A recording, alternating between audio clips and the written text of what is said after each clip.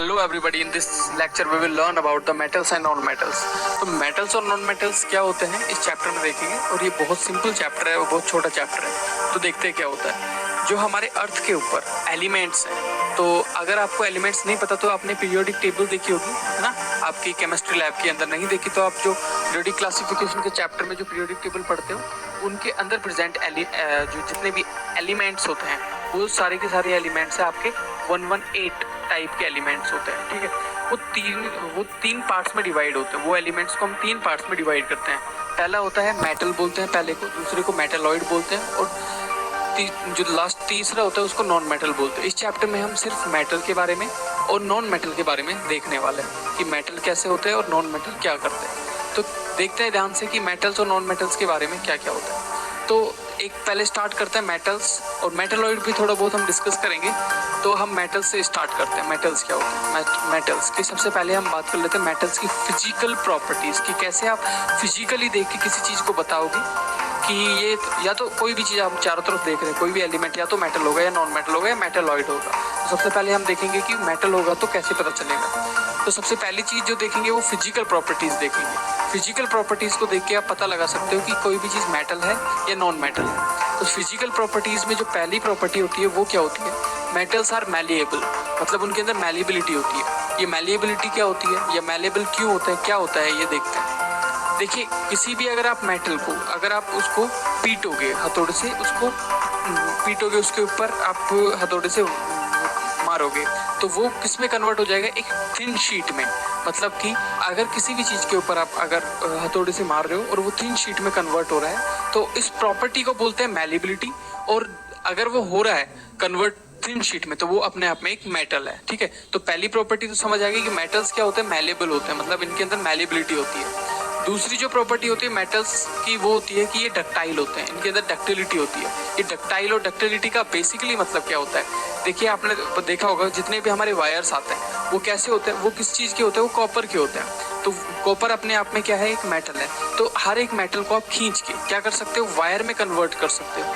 तो अगर किसी भी एक मेटल को आप ड्रॉ कर सकते हो वायर में, थिन वायर में, पतले से वायर में, तो उसको बोलते हैं मेटल।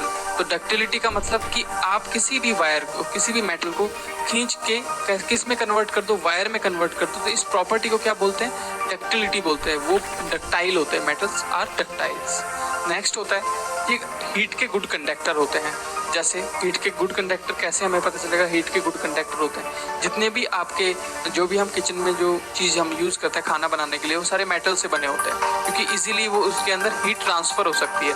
तो ये गुड कंडक्टर ऑफ हीट होते हैं। ये भी एक तीसरी एक प्रॉपर्टी होगी मेटल्स की। ये इलेक्ट्रिसिटी के भी अच्छे कंडक्टर होते हैं। तभी हम इन्हें जितने भी हमारे इलेक्ट्रिक अप्लायंसेस होते हैं उनके अंदर जो वायर आते हैं उनमें हम हर एक में हम मेटल्स का यूज़ करते हैं। जैसे कॉपर की वायर आती है, ठीक है। और पांचवा जो इसकी प्रॉपर्टी होती है वो होती है कि लस्ट्रस होते हैं। लस्ट्रस मतलब ये चमकीले होते हैं, मतलब ये कुछ इस तरीके से चमकते हैं। जैसे आपने सोना देखा होगा, प्योर लोहा देखा होगा, चांदी देखा होगा, ये चमकीले होते हैं, ठीक है। ये हार्ड होते हैं, टफ होते हैं, ठीक है। सॉलिड होते हैं रूम टेम्परेचर पे, ठीक है। अगर आप किसी भी मेटल को रूम टेम्परेचर पे देखोगे, मतलब ज़्यादा टेम्परेचर हाई नहीं होना चाहिए, रूम टेम्परेचर नॉर्मल, तो आप देखोगे वो सॉलिड फॉर्म में ही आपको मिलेगा। तो ये आपके फिजिकल होते हैं। और इन देखो मतलब कॉमन सी बात है, अगर वो टफ होंगे, हार्ड होंगे, सॉलिड होंगे रूम टेम्परेचर पे, तो बॉइलिंग पॉइंट भी ऑटोमेटिकली हाई होगा और मेल्टिंग पॉइंट, पिघलने का पॉइंट और बिल्कुल उबलने का पॉइंट भी हाई होगा। तो ये इनकी प्रॉपर्टीज होती है मेटल्स की, फिजिकल प्रॉपर्टीज। ओके, ये सारी फिजिकल प्रॉपर्टीज है किसी मेटल। अब बात कर लेते हैं हम केमिकल प्रॉपर्टीज की। ये इंपॉर्टेंट है। देखिए, केमिकल प्रॉपर्टीज में क्या करते हैं हम? डिफरेंट केमिकल से इनकी रिएक्शन करा के देखते हैं और फिर देखते हैं कि क्या क्या प्रोडक्ट बनता है। तो पहले हम जो रिएक्शन कराएंगे वो मेटल की ऑक्सीजन के साथ कराएंगे। अगर मैं मेटल की रिएक्शन ऑक्सीजन के साथ में करवाता हूँ तो क्या बनता है? चलो करवा के देख लेते हैं। कोई भी एक मेटल ले लेते हैं। जैसे मैंने यहाँ पे ले लिया Na ले लिया, मतलब मेटल है, सोडियम है, प्लस में ऑक्सीजन ले लिया O2। अगर मैं किसी भी मेटल की ऑक्सीजन के साथ में रिएक्शन करवाता हूँ तो जो प्रोडक्ट बनता है वो बनता है आपका मेटल ऑक्साइड, मतलब Na2O, मतलब सोडियम ऑक्साइड। तो ये आपका यहाँ Na की जगह कोई भी मेटल होता तो वो हमेशा मेटल ऑक्साइड ही प्रोड्यूस करेगा, मेटल ऑक्साइड ही बनाएगा। अगर मैं बात करूं कि मेटल की अगर मैं किसी भी वाटर के साथ में रिएक्शन करवाता हूं तो क्या बनता है, चलो करवा के देखते हैं। तो यहाँ पे मैंने करवाया Na का रिएक्शन, Na प्लस में H2O वाटर के साथ में रिएक्शन। तो ये क्या बनाएगा, ये बनाएगा आपका Na। देखो किस तरीके से रिएक्शन होगी, मैं इसको थोड़ा साइड में समझा देता हूँ, ओपन खोल के एकदम। Na और H2O को मैं क्या लिख दूंगा, HOH, H2O हो गया। अब क्या होगा, Na जो होगा वो पॉजिटिव होता है और OH जो होता है इसमें H2O में वो नेगेटिव होता है। तो ये NaOH को लेके चला जाएगा और हाइड्रोजन रिलीज हो जाएगी, बाहर निकल जाएगी। तो आई कैन से दैट कि NaOH बनेगा और हाइड्रोजन रिलीज होगी। तो ये प्रोडक्ट आपका बन गया कि यहाँ पे आपका मेटल हाइड्रोक्साइड बनता है, मतलब NaOH बन रहा है, प्लस में हाइड्रोजन रिलीज हो रही है। तो इस तरीके से मैं बोल सकता हूँ कि मेटल जब वाटर के साथ रिएक्ट करता है तो क्या बनाता है, NaOH प्लस में हाइड्रोजन गैस को रिलीज कर देता है। तो ये आपको याद रखना है कि जब मेटल रिएक्ट करता है वाटर के साथ में तो हाइड्रोजन गैस रिलीज करता है। क्या होता है जब मेटल आपका एसिड के साथ में रिएक्ट करवाते हैं तो Na ही ले लेते हैं हम, ठीक है, Na यहाँ पे ले लिया, प्लस में HCl एक एसिड है, हाइड्रोक्लोरिक एसिड। अब इसको भी थोड़ा मैं डिटेल में अगर समझाऊं तो किस तरीके से, चलो साइड में इसको भी सॉल्व। तो ये किस तरीके से रिएक्शन करेगा, यहाँ पे हम देखते हैं कि यहाँ पे Na आ गया प्लस में HCl, H single bond Cl। अगर ये बॉन्ड ब्रेक डाउन होता है तो यहाँ पे माइनस आएगा, यहाँ पे प्लस आएगा। आपको पता है Na+1 होता है, Na जाएगा आपके क्लोरीन के साथ और क्या बना लेगा यहाँ पे NaCl। तो जो प्रोडक्ट बनेगा वो क्या बनेगा, NaCl प्लस में हाइड्रोजन गैस। और हाइड्रोजन गैस हमेशा किसकी फॉर्म में, कंपाउंड की फॉर्म में मिलती है। तो ये क्या बना है, सॉल्ट बनेगा प्लस में हाइड्रोजन गैस रिलीज होगी। तो पता चल गया कि मेटल का जब एसिड के साथ में, किसी भी मेटल का किसी भी एसिड के साथ में आप रिएक्ट करवा दो या फिर वाटर के साथ में रिएक्शन करवा दो, हाइड्रोजन गैस रिलीज होती है। तो यहाँ पे आपको इतनी चीज़ समझ आ गई, ठीक है। अब आगे बात करते हैं, अब आगे मूव करते हैं। और केमिकल रिएक्शन नहीं है, अब हम बात कर लेते हैं नॉन मेटल्स की। ये तो हो गया आपकी मेटल्स की फिजिकल एंड केमिकल प्रॉपर्टीज। अब केमिकल प्रॉपर्टीज तीन चीज़ों से ही आप देखते हो, ऑक्सीजन से रिएक्ट करवा के, पानी से रिएक्ट करवा के और एसिड से रिएक्ट करवा के। तीनों रिएक्शन आपको याद रखनी है कि किस तरीके से रिएक्ट करते हैं। अब चलते हैं नॉन मेटल के ऊपर। अब नॉन मेटल की बात कर लेते हैं। देखिए मेटल का उल्टा होता है नॉन मेटल, वाइस वर्सा, ठीक है, जस्ट उल्टा। तो फिजिकल प्रॉपर्टीज की अगर मैं बात करूँ नॉन मेटल की, तो फिजिकल प्रॉपर्टीज क्या क्या होंगी। पहली जो फिजिकल प्रॉपर्टी होगी वो क्या होगी, ना तो ये मैलेबल होते हैं ना ये डक्टाइल होते हैं। ये क्या होते हैं, क्रिस्टल की तरह टूट जाते हैं। जैसे इनके ऊपर हथौड़ा मारोगे तो ना तो ये शीट में कन्वर्ट होंगे, खींचोगे तो ये वायर में कन्वर्ट नहीं होंगे, ये टूट जाएंगे, ब्रेक डाउन होंगे, क्रिस्टल की तरह ब्रेक डाउन होंगे। दूसरी जो प्रॉपर्टी की अगर मैं बात करूँ, do not conduct the heat and electricity.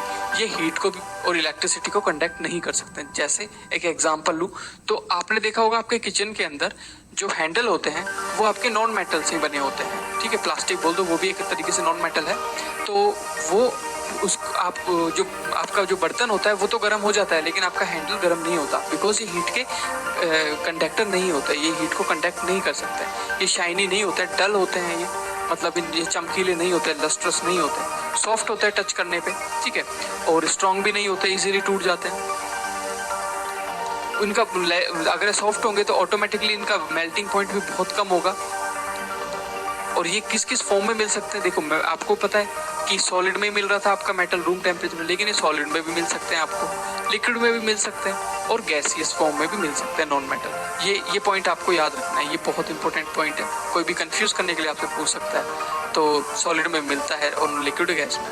Chemical properties की अगर मैं बात करूँ तो वही करते हैं, हम पहले ऑक्सीजन से रिएक्ट करवा लेते हैं, फिर हम वाटर से रिएक्ट करवाएंगे, फिर उसके बाद में नॉन मेटल का आप सॉल्ट से रिएक्ट करवाएंगे। तो यहाँ पे अगर मैं यहाँ पे करवाता हूँ रिएक्शन तो किस तरीके से रिएक्शन होगा।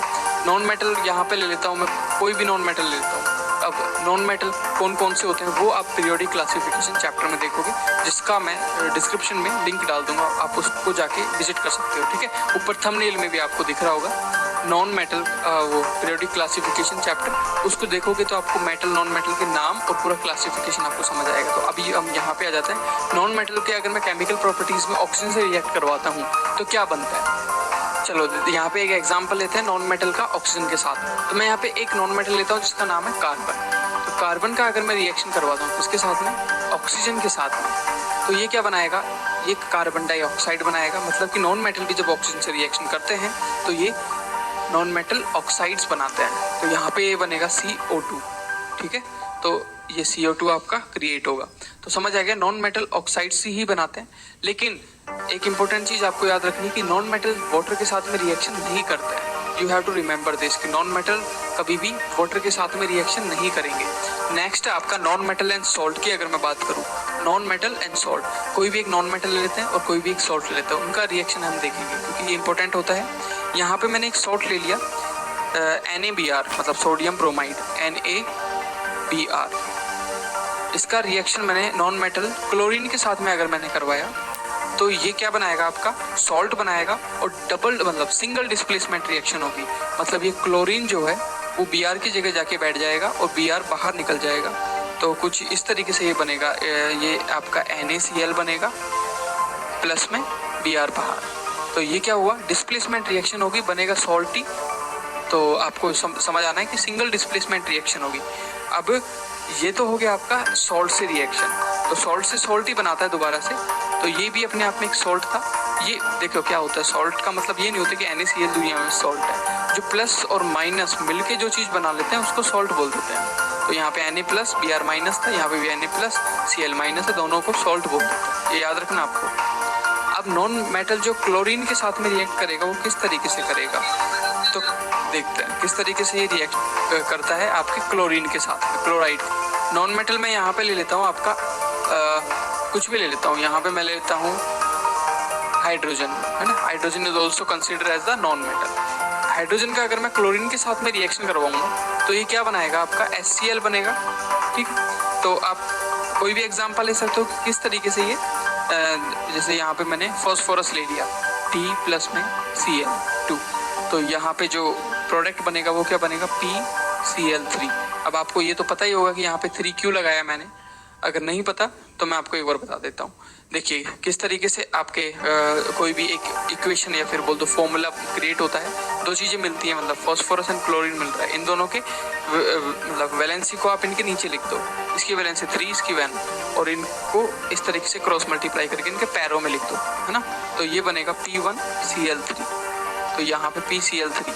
तो इस तरीके से ये रिएक्शन हुई और ये इस तरीके से क्रिएट होगा। That's it, I hope you got the point. इसके बाद में हम बात कर लेते हैं नॉन मेटल का। हाइड्रोजन के साथ में अगर मैं रिएक्शन करवाता हूँ, मैंने आपको बताया कि ये इटसेल्फ हाइड्रोजन, लेकिन मैं स्पेस अलग तरीके से हाइड्रोजन कंपाउंड से अगर मैं नॉन मेटल की रिएक्शन करवाता हूँ तो ये क्या बनाता है, आपका हाइड्रोजन सल्फेट में यहाँ पे H2S क्रिएट होगा। दैट्स इट, ठीक है, हाइड्रोजन बन जाएगा, हाइड्रोजन जुड़ जाता है इससे। तो इस तरीके से आपके नॉन मेटल के केमिकल प्रॉपर्टीज आपको शो होंगी। तो if you have any doubt, आप यहाँ तक अगर कोई डाउट है तो आप पॉज करो वीडियो, कमेंट बॉक्स में। अगर नहीं है डाउट तो आप इसको पॉज करो और आप नोट्स की फॉर्म में इसको लिख लो। अब हम आगे चलेंगे। अब हम देखने वाले हैं एक्सेप्शंस। एक्सेप्शंस मतलब कि कुछ ऐसे आपके मेटल और नॉन मेटल्स होते हैं जो मेटल और नॉन मेटल्स की प्रॉपर्टीज़ को फॉलो नहीं करते हैं। जैसे हमने कुछ कैटेगरीज में बांटा हुआ है। पहली कैटेगरी है इलेक्ट्रिकल कंडक्टिविटी की कैटेगरी।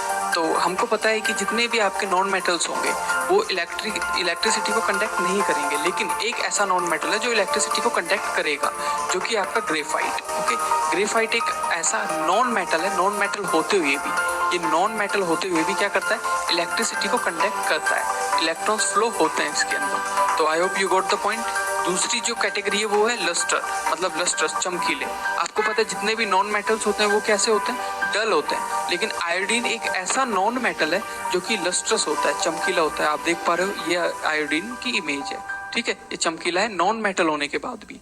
ये क्या होता है आपका नॉन मेटल, नॉन मेटल होने के बाद भी ये शाइन करता है। उसके बाद अगर मैं तीसरी प्रॉपर्टी की बात करूं जो कि हार्डनेस एंड सॉफ्टनेस, आपको पता है जितनी भी ये कैटेगरी है हार्डनेस एंड सॉफ्टनेस, आप सबको पता है कि जितने भी मेटल्स होते हैं ये तीनों के तीनों क्या है, मेटल्स हैं, मतलब सोडियम, पोटेशियम एंड लिथियम। लेकिन आपको पता है कि जितने भी मेटल्स होते हैं सारे क्या होते हैं, हार्ड होते हैं। ओके, लेकिन Na मतलब सोडियम, पोटेशियम और लिथियम मेटल होने के बाद भी क्या है, सॉफ्ट होते हैं। ये इजीली नाइफ से काटे जा सकते हैं, चाकू से आप इनको काट सकते हो। तो ये मेटल होने के, ये क्या है, मेटल होने के बाद भी सॉफ्ट होते हैं, ये मेटल होके भी सॉफ्ट होता है, सॉफ्ट मेटल बोलते हैं इनको। We can cut it easily by the use of knife, हम नाइफ से इसको काट सकते हैं।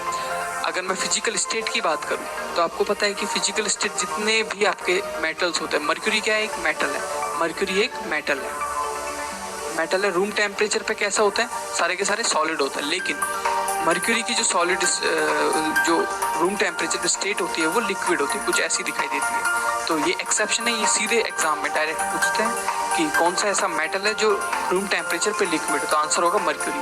सीधा पूछ लेगा कि कौन से ऐसे मेटल है जो नाइफ से काटे जा सकते हैं, सॉफ्ट होते हैं, तो सोडियम, पोटेशियम, लिथियम। और पूछ लेगा नॉन मेटल होते हुए कौन सा लस्ट्रस है, तो आयोडीन। कौन सा नॉन मेटल होते हुए आपका इलेक्ट्रिसिटी को कंडक्ट करता है, तो ग्रेफाइट आपका कंडक्ट करता है। इसके बाद अगर हम बात करते हैं कि मेटल्स और नॉन मेटल्स किस तरीके से एक दूसरे से रिएक्ट करते हैं, तो इसके अंदर एक क्वेश्चन आता है जिसको बोलते हैं डॉट स्ट्रक्चर बनाओ और नेट इक्वेशन बनाओ। तो हम देखते हैं, डॉट स्ट्रक्चर भी देखेंगे और नेट इक्वेशन भी देखेंगे। तो शुरू करते हैं। देखो, मेटल और नॉन मेटल, मैं यहाँ पे एग्जांपल लेता हूँ, एक मेटल का, एक नॉन मेटल का, फिर आपको थोड़ा डिटेल में समझ आएंगी चीज़ें। तो देखते हैं, यहाँ पे अगर मैं एक मेटल ले लेता हूँ, फॉर एग्जाम्पल मेटल ले लिया मैंने, मेटल ले लिया यहाँ पे, प्लस में एक नॉन मेटल ले लेता हूँ,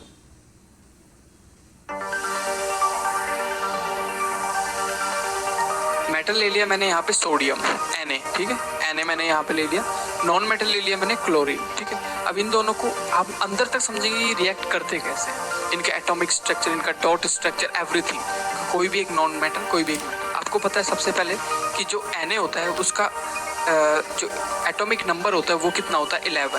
तो Na का एटॉमिक नंबर होता है आपका 11। तो इसका जो इलेक्ट्रॉनिक कॉन्फ़िगरेशन होता है वो किस तरीके से होता है, पहला जो ऑर्बिट होता है उसमें 2 होते हैं, दूसरे में 8 होते हैं, फिर 1 होता है। ओके, तो मतलब ये 2, 8, 1 इस तरीके से इसका इलेक्ट्रॉनिक कॉन्फ़िगरेशन होता है। अगर क्लोरीन की मैं बात करूँ तो क्लोरीन का जो 17 आपका एटॉमिक नंबर होता है, तो किस तरीके से इलेक्ट्रॉनिक कॉन्फ़िगरेशन होता है, 2 होता है, 8 होता है एंड 7 होता है, ठीक है। तो इसमें होगा क्या, इसमें ये होगा कि Na जो होगा वो अपना आउटर मोस्ट शेल फिल करने के लिए या तो 7 ले ले या 1 रिड्यूस कर दे। तो अगर वो 7 देगा तो ज़्यादा एनर्जी चाहिए, मैं आपसे बोलूँ कि आपको 7 डब्बे नीचे से ऊपर उठा के लाना है या फिर 1 डब्बा नीचे लेके जाना है, दोनों में से एक काम करना है। तो आप क्या करोगे, जिसमें कम एनर्जी देगा तो वो 1 इलेक्ट्रॉन को रिलीज कर देता है। लेकिन क्लोरीन को तो सिर्फ 8 करने के लिए, आउटर मोस्ट शेल को कंप्लीट करने के लिए 1 ही चाहिए, या तो ये 7 दे या 1 ले। तो ये क्या करता है, 1 को ले लेता है, 1 इलेक्ट्रॉन को क्या करता है अपने अंदर ले लेता है। इस तरीके से Na इस 1 इलेक्ट्रॉन को क्लोरीन को दे देता है, क्लोरीन चुपचाप लेके और दोनों बॉन्ड बना लेते हैं कि तू भी खाएगा, मैं भी खुश, तू भी खुश। तो अब ध्यान से इसको एटॉमिक स्ट्रक्चर में कुछ इस तरीके से समझते हैं। ये Na का एटॉमिक स्ट्रक्चर में बना रहा हूँ, ये Na का एटॉमिक स्ट्रक्चर में ये न्यूक्लियस है, ये फर्स्ट ऑर्बिट है, ये सेकंड ऑर्बिट है, ठीक है। और इसके अंदर ये आपका जो, इसके अंदर न्यूट्रॉन होता है, इसके अंदर प्रोटॉन होता है। पहले ऑर्बिट के अंदर 2 इलेक्ट्रॉन होते हैं, उसके बाद 8 इलेक्ट्रॉन होंगे,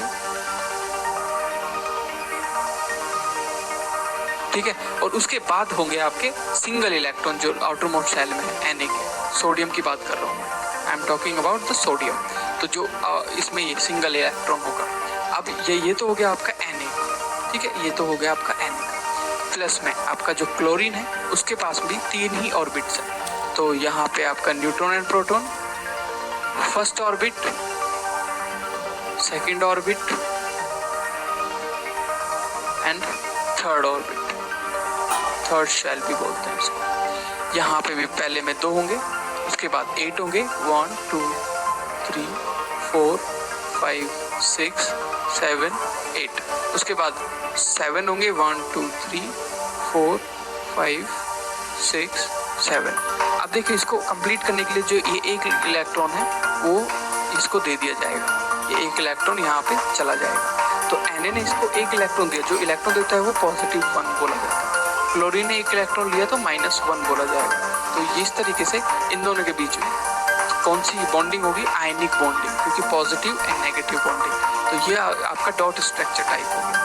अगर मैं इसे इक्वेशन की फॉर्म में लिखूंगा तो कैसे लिखूंगा, इक्वेशन की फॉर्म में कुछ इसको ऐसे लिखेंगे, तो इसको कुछ ऐसे रिप्रेजेंट करेंगे। Na के आउटर मोस्ट शेल में कितने इलेक्ट्रॉन होंगे, 2 8 एंड 1।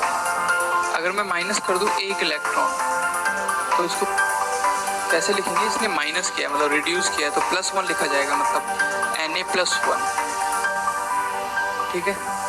अब यहाँ पे इलेक्ट्रॉन आउटरमोस्ट शेल में कितने हो गए, 2 और 8, मतलब आउटरमोस्ट शेल फिल हो गया कम्प्लीटली। ये इसको इक्वेशन 1 मान लो। उसके बाद में अगर मैं क्लोरीन की बात करूँ तो क्लोरीन के आउटरमोस्ट शेल में कितने इलेक्ट्रॉन होते हैं, 7, 1 2 3 4 5 6 7, ठीक है। ये इलेक्ट्रॉन जो रिड्यूस किया है इन्होंने, उस इलेक्ट्रॉन को ये ले लेगा, प्लस कर लेगा। तो यहाँ पे अगर कोई भी इलेक्ट्रॉन लेता है उसको हम बोलते हैं माइनस से रिप्रेजेंट करते हैं, -1 से। तो क्लोरीन के पास में अब इलेक्ट्रॉन लेने के बाद में कितने इलेक्ट्रॉन हो गए, 8 इलेक्ट्रॉन्स। तो इसको हम -1 भी लिख सकते हैं, Cl-1, ठीक है। अगर हम दोनों की दोनों इक्वेशंस को अगर मैं मिला के लिख दूँ तो कैसे लिखा जाएगा, दोनों की दोनों इक्वेशंस को अगर मैं मिला के लिखूंगा तो Na ने 1 इलेक्ट्रॉन दिया क्लोरीन को, तो Na ने 1 इलेक्ट्रॉन क्लोरीन को दे दिया। क्लोरीन के पास में कितने थे, 7 इलेक्ट्रॉन थे आउटरमोस्ट। ये इलेक्ट्रॉन कुछ ऐसे दे दिया गया। तो अब क्या बन गया, ये इसको हम ऐसे लिख सकते हैं कि Na+ एंड Cl ने ले लिया 1 2 3 4 5 6 7 8 माइनस, या फिर इसको लिख दो आप NaCl डायरेक्ट। तो ये आपकी नेट इक्वेशन बोली जाती है, इसमें दोनों को एक साथ मिला के लिख दिया जाता है। तो अगर नेट इक्वेशन बोले तो इस तरीके से आपको इक्वेशन रिप्रेजेंट करना है। डॉट स्ट्रक्चर बोले तो डॉट स्ट्रक्चर कुछ एटॉमिक स्ट्रक्चर को शो करते हुए आपको दिखाना है। तो इस तरीके से मेटल और नॉन मेटल आयनिक बॉन्ड्स क्रिएट करते हैं। चलो एक एग्जांपल से और समझते हैं। यहाँ पे एक एग्जांपल लेते हैं जहाँ पे हम मैग्नीशियम क्लोराइड को मिलाते हैं, ठीक है। मैग्नीशियम के साथ में क्लोरीन को अगर मैं रिएक्शन करवाता हूँ तो किस तरीके से रिएक्शन होगा। तो आपको पता है मैग्नीशियम क्या करता है, मैग्नीशियम की बात करते हैं Mg। इसके आउटरमोस्ट शेल में 2 इलेक्ट्रॉन होता है। ये 2 इलेक्ट्रॉन को क्या करता है, रिलीज कर देता है, क्योंकि आउटरमोस्ट शेल में 2 इलेक्ट्रॉन पड़े हुए हैं तो 2 इलेक्ट्रॉन रिलीज करेगा ही आउटरमोस्ट शेल को कंप्लीट करने के लिए। तो इसको क्या बोल सकते हो आप, इसको Mg+2 बोल सकते हो, मतलब मैग्नीशियम ने 2 इलेक्ट्रॉन रिलीज कर दिए। तो हम इसको कुछ ऐसे बोल सकते हैं Mg+2। और क्लोरीन को हम जानते ही हैं कि क्लोरीन जो होता है उसके 7 इलेक्ट्रॉन्स होते हैं आउटरमोस्ट शेल को मिला के। तो यहाँ पे आपका 2 इलेक्ट्रॉन लेने के लिए 2 क्लोरीन की जरूरत पड़ेगी। तो 2 इलेक्ट्रॉन ये रिलीज किए थे जो मैग्नीशियम ने, वो ले लिए। तो इस तरीके से इसको लिख सकते हो आप Cl 1 2 3 4 5 6 7 8 -1। तो ये आपकी हो गई सेपरेटिंग। अब इनको मिला के मैं कुछ इस तरीके से लिखूंगा। तो अगर मैं मिला के लिखूँ दोनों के दोनों को, तो यहाँ पे मैं लिखूंगा Mg के आउटरमोस्ट शेल में कितने इलेक्ट्रॉन, 2 इलेक्ट्रॉन फ्री है। क्लोरीन 2 क्लोरीन चाहिए 2 इलेक्ट्रॉन लेने के लिए, 2 3 4 5 6 7, एक ये क्लोरीन 5 6 7, एक ये क्लोरीन। ये इलेक्ट्रॉन यहाँ पे चला जाएगा, ये इलेक्ट्रॉन इसके पास। तो ये कुछ इस तरीके से MgCl2 बन जाएगा। तो इस तरीके से आपके metal and non metal react करते हैं। तो I hope you got the point, किस तरीके से रिएक्शंस होती हैं। अगर मैं बात करूँ क्लोरीन से किस तरीके से एक दूसरे से, मतलब कि तो नॉन मेटल एक दूसरे से किस तरीके से जुड़े होते हैं। तो यहाँ पे अगर मैं Cl2 को से लिखते हैं तो Cl के पास में 1 2 3 4 5 6 7 आउटरमोस्ट शेल में इलेक्ट्रॉन्स होते हैं। अब क्या होगा, ये दोनों को 8 मतलब आउटरमोस्ट शेल में 8 इलेक्ट्रॉन रखना बहुत जरूरी है। तो ये क्या करेंगे कि इसका ये एक, ये इसका ये एक, मतलब एक दूसरे से मिल बांट के खाएंगे, क्लोरीन एंड क्लोरीन। यहाँ पे 1 2 3 4 5 6 7, 1 2 3 4 5 6 और ये 7, ठीक है। सिमिलरली 1 2 3 4 5 6 और ये 7। तो ये जो एक इलेक्ट्रॉन होता है वो दोनों बॉन्ड बना लेंगे इस तरीके से। तो इसको कोवेलेंट बॉन्ड बोलते हैं, मतलब ऑक्सीजन भी ऐसे ही बनाता है, ठीक है। तो ये आपका हो गया कि कैसे मेटल नॉन मेटल एक दूसरे से रिएक्ट करते हैं। I hope you got the point. अब हम बात कर लेते हैं कुछ नई चीज़ की जिसका नाम होता है रिएक्टिविटी सीरीज। देखिए रिएक्टिविटी सीरीज का बेसिकली मतलब क्या है, what is the meaning of the reactivity series. देखो आपके पास में बहुत सारे मेटल्स होते हैं ना, बहुत सारे मेटल्स हैं। तो हम कुछ मेटल्स को यहाँ पे लेंगे और पता करेंगे कि मेटल्स कौन सा मेटल सबसे ज़्यादा रिएक्टिव होता है और कौन सा मेटल कम रिएक्टिव होता है। रिएक्टिविटी देखेंगे। तो यहाँ पे मैंने जो रिएक्टिविटी सीरीज लिखी हुई है वो कुछ इस तरीके से, आपका सबसे ऊपर पोटेशियम आपको दिख रहा है, उसके बाद में सोडियम है, कैल्शियम है, मैग्नीशियम है, एल्यूमिनियम है, जिंक है, और फेरस या फेरम भी बोलते हैं इसको, या फिर आयरन भी बोलते हैं, टिन है, Sn, Pb लेड है, Cu कॉपर है, Hg मर्क्यूरी, Ag आपका सिल्वर है, Au गोल्ड है। सबसे कम जो रिएक्टिव होता है वो आपका Au मतलब गोल्ड होता है, सबसे ज्यादा होता है वो पोटेशियम। इसको याद करने की ट्रिक है, कालू नाम का माली आलू जरा फीके से पकाता है, जैसे कालू फॉर कैल्शियम, सॉरी के मतलब पोटेशियम, नाम मतलब Na सोडियम, का माली आलू जरा फीके से पकाता है, ठीक है। अब यहाँ पे आपको कॉपर, मरकरी, सिल्वर, गोल्ड अलग से याद करने पड़ेंगे, तो ये तो बहुत इजी है, कोई भी कर लेगा, कॉपर, मरकरी, सिल्वर, गोल्ड। अब देखिए यहाँ पे क्या होता है, यहाँ पे आपको ये याद क्यों करना पड़ता है, याद इसलिए करना पड़ता है कि जो आपके डबल डिस्प्लेसमेंट रिएक्शन में ये पता होता है आपको कि आपके पास में दो मेटल है तो कौन ज़्यादा पावरफुल है। जो सबसे ऊपर आता है वो ज़्यादा पावरफुल होता है, जो जितना ऊपर वो उतना ज़्यादा पावरफुल होता है। समझ आएगी बात। अब हम बात कर लेते हैं कि ये जो मेटल्स होते हैं आपके ज़मीन के अंदर, उनको एक्सट्रैक्ट कैसे किया जाता है। तो हम देखते हैं एक्सट्रैक्शन ऑफ मेटल्स। जो एक्सट्रैक्शन ऑफ मेटल होता है वो कैसे किया जाता है, निकाला कैसे जाता है। जैसे हम अर्थ को खोदते हैं तो हमको मिलते हैं ओर, ठीक है। ओर मतलब क्या होता है, ओर का मतलब होता है कि एक ऐसा मेटल का इम्प्योरिटी मिली हुई मेटल, मतलब एक मेटल हो उसमें इम्प्योरिटी मिली हुई हो, उस चीज़ को हम ओर बोलते हैं, ठीक है। अब आपको पता है कि मेटल्स भी तीन तरीके से आपको बांटे हुए हैं। पहला होता है हाईली रिएक्टिव मेटल, और मीडियम रिएक्टिव और लो रिएक्टिव। अब कौन कौन से लो, कौन कौन से हाई, कौन कौन से मीडियम होते हैं ये देखेंगे। तो हम रिएक्टिविटी सीरीज पे चलते हैं। तो जो आप एल्यूमिनियम तक जो देख पा रहे हो, मतलब आपके के से लगा के Al तक, ये हाईली रिएक्टिव होता है, ठीक है, हाईली रिएक्टिव। और आप कॉपर और जिंक, यहाँ जिंक से कॉपर तक ये मीडियम रिएक्टिव होता है। और जो लोअर रिएक्टिव होते हैं वो होते हैं आपके मरकरी, सिल्वर और गोल्ड। ये आपका लोवेस्ट रिएक्टिव मेटल्स में काउंट होता है। तो हाईली रिएक्टिव, मीडियम रिएक्टिव और लीस्ट रिएक्टिव।